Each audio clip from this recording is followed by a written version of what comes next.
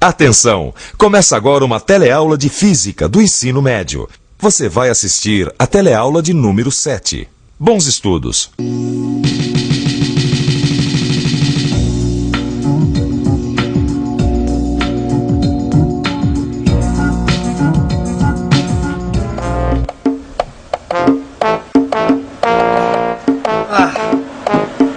Na outra teleaula a gente já teve que empurrar esse seu calhambeque aqui, né, Vicente? Porque o motor de arranque não funcionava. Até aí a gente aprendeu um montão de coisas sobre a força. Por exemplo, como a força é um vetor. Agora, trocar o pneu já é demais, viu, Vicente? Aí não dá. O que é isso aqui tem a ver com a física, rapaz? Ó aqui, ó. Tá duro, ó. Não dá, não vai. Não vai. Joga, experimenta de novo.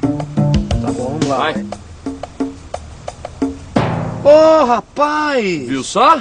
Que beleza! É. Olha lá, eu fiz muito menos força e consegui tirar o parafuso. O que isso tem a ver? Tá vendo? Isso é pra você aprender a não ser tão reclamão. Porque você vai ver que a simples troca de um pneu pode trazer pra gente muitas informações úteis pro nosso curso de física.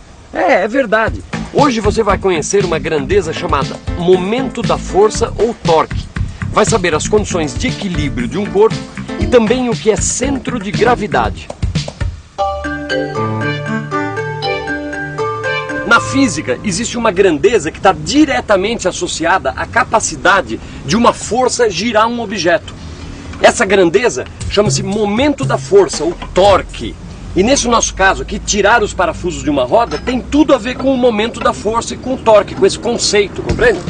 Se a gente quiser girar uma porca com uma chave, é muito melhor aplicar a força no ponto A do que no ponto B.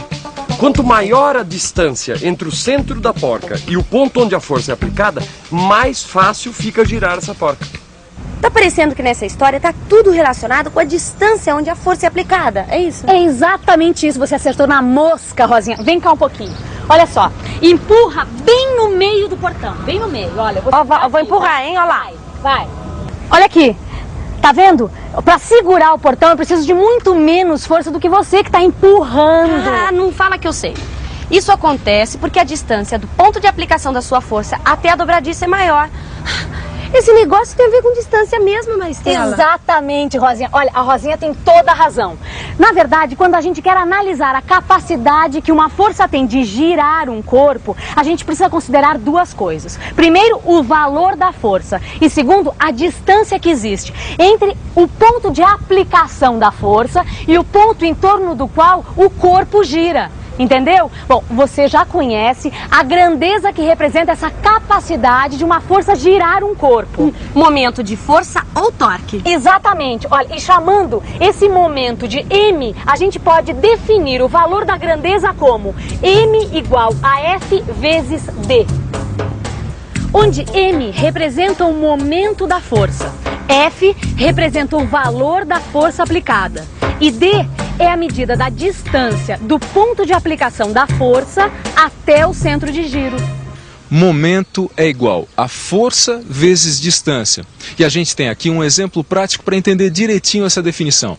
A gangorra. Dá só uma olhada. Desse lado está sentado um menino com uma massa de 60 quilos. E do outro lado está sentado um outro menino com uma massa de 40 quilos. A força do peso daquele menino quer fazer a gangorra girar no sentido horário. E a força do peso desse outro menino quer fazer a gangorra girar no sentido anti-horário. Repare ainda que eles estão sentados a distâncias diferentes do centro de giro da gangorra. Ou seja, esse daqui está sentado a distância de 1 metro e o outro de 1,5 metros. Mas o que será que vai acontecer se os dois tirarem os pés do chão ao mesmo tempo? Vamos fazer um esquema para entender direitinho esse problema? Um menino vai exercer uma força FA de 60 kgf e sua distância até o centro de giro O é igual a 1 metro. O outro menino vai exercer uma força FB de 40 kgf e sua distância é de 1,5 metros. Como o momento é igual a força vezes distância, então MA é igual a FA vezes DA, ou seja, 60 kgf vezes 1 metro, que dá 60 kgf metro. A mesma coisa para MB, FB vezes DB, 40 kgf vezes 1,5 metro, que dá o mesmo resultado, 60 kgf metro. Quer dizer, MA é igual a MB. Em outras palavras, o momento da força que quer fazer a gangorra girar no sentido horário é igual ao momento da força que quer fazer a gangorra girar no sentido anti-horário. Conclusão, a gangorra não gira. A gente pode dizer que a distância maior do menino mais magro compensa o maior peso do menino mais gordo. Ué, este é o mesmo caso da gangorra, não é? Quase, Rosinha. Tem pequenas diferenças, mas são muito importantes. Veja aqui, olha. DA é igual a DB e o módulo ou valor de FA é igual a FB. A novidade aqui é o sentido e a direção de FB. Olha só, ele forma um ângulo alfa com a barra. Ué, peraí. Você está dizendo que essas duas forças, mesmo tendo o mesmo módulo e a mesma distância em relação ao centro de giro, elas não têm a mesma capacidade de girar a barra? Exatamente. Olha, para entender direitinho, a gente tem que decompor essa força FB em duas outras componentes da força. Assim, ó. Você pode reparar que essa força aqui apenas puxa a barra, mas quem pode produzir rotação na barra é essa componente aqui, ó, que em valor ficou um pouquinho menor que FA.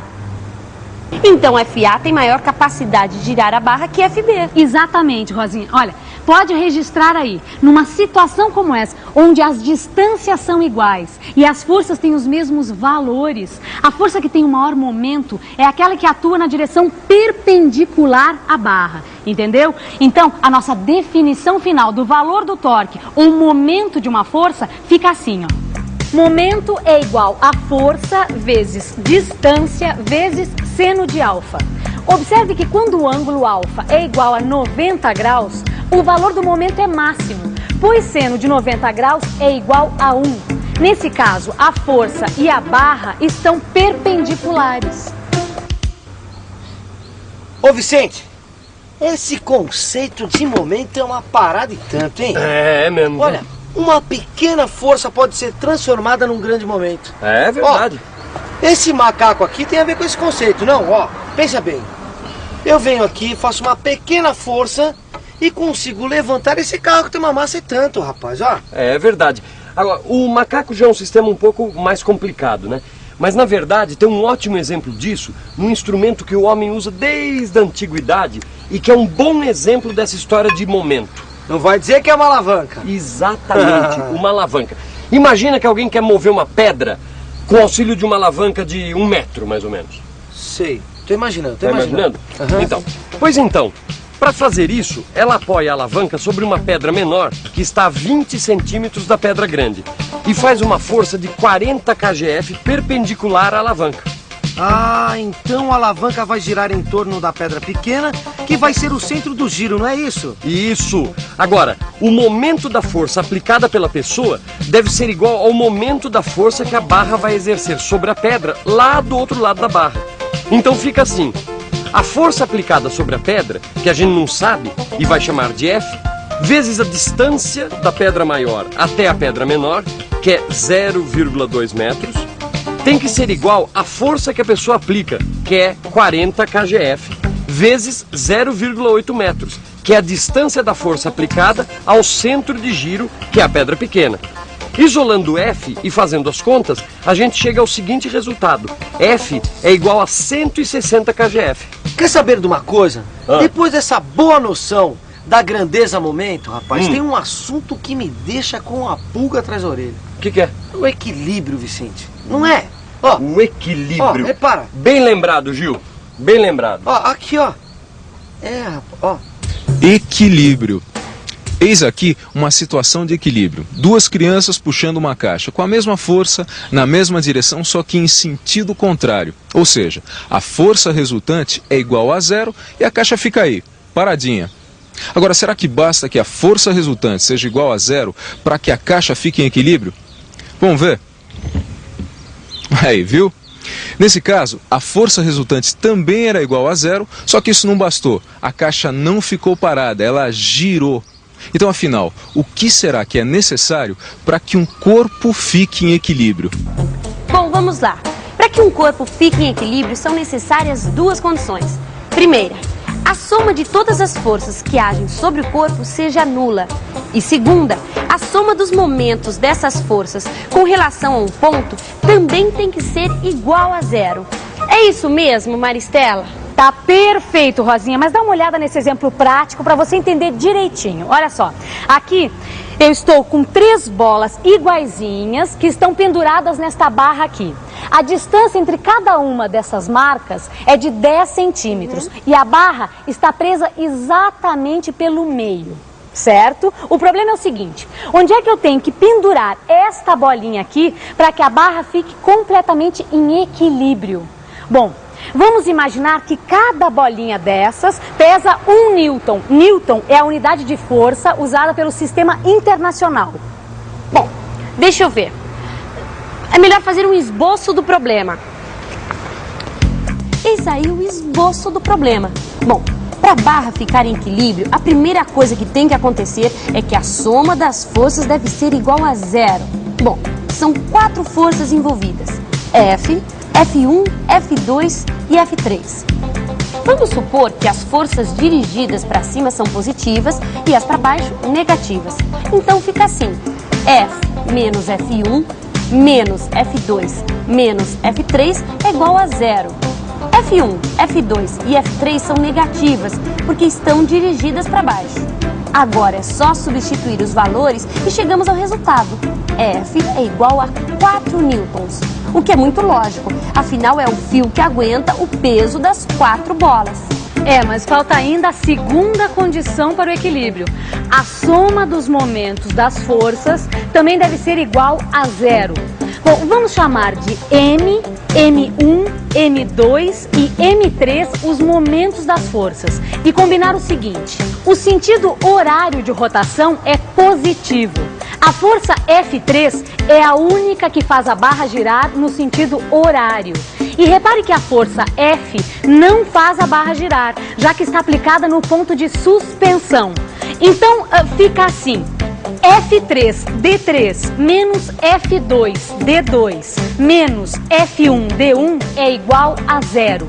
Aí é só substituir os valores. Lembrando que D3 é a distância que a gente quer descobrir. 1 vezes D3 menos 2 vezes 0,1 menos 1 vezes 0,3, que dá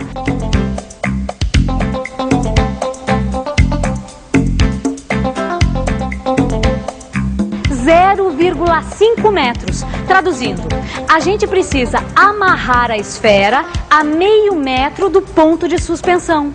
Olha só, confere! A barra está equilibrada.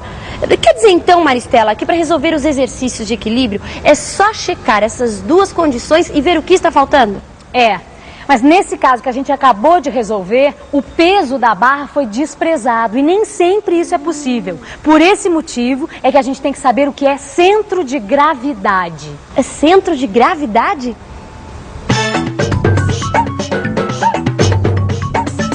Centros de gravidade é o ponto de aplicação da força-peso, ou seja, é como se o peso do corpo estivesse todo concentrado nesse ponto.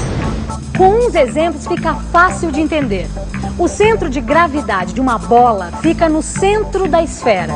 A mesma coisa acontece com o centro de gravidade do cubo. Numa chave, ele fica mais perto da parte que gira a porca. E no ser humano, fica aproximadamente na altura do umbigo, na parte interna do corpo. Agora já dá para encarar qualquer exercício. Agora dá. Mas é melhor a gente fazer uma revisão de tudo que a gente aprendeu nessa teleaula. Não é uma boa? E atenção, se liga aí, que é a hora da revisão. Nessa teleaula, você conheceu uma grandeza que está associada à capacidade de uma força girar um objeto, o momento da força ou torque. Viu que essa grandeza depende do valor da força e da distância dessa força ao centro de giro, e que pode ser definida da seguinte maneira: M é igual a F vezes D vezes seno de alfa. Viu também que para que um corpo sujeito a forças permaneça em equilíbrio, é necessário que a soma de todas as forças e também a soma dos momentos das forças que agem sobre o corpo sejam nulas. Por último, você aprendeu o que é centro de gravidade. Se você quiser saber mais sobre esse assunto e manjar ele de trás para frente, sabe qual é a minha dica? Já sei. Estudar, estudar e fazer exercício. É isso Então, aí, livros de estudo. Até a próxima. Até a próxima. Isso aqui precisa guardar. Eu acho que precisa guardar aí.